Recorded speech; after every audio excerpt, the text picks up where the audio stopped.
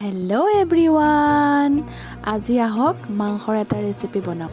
তেল নোহোৱাকৈ আৰু পানী নোহোৱাকৈ আজি মাংসৰ ৰেচিপিটো বনাওঁ। আহক আমি আপোনালোকক দেখাওঁ। একদম হেল্ডি ৰেচিপি এইটো, আৰু আজি আমি জুইত বনাম।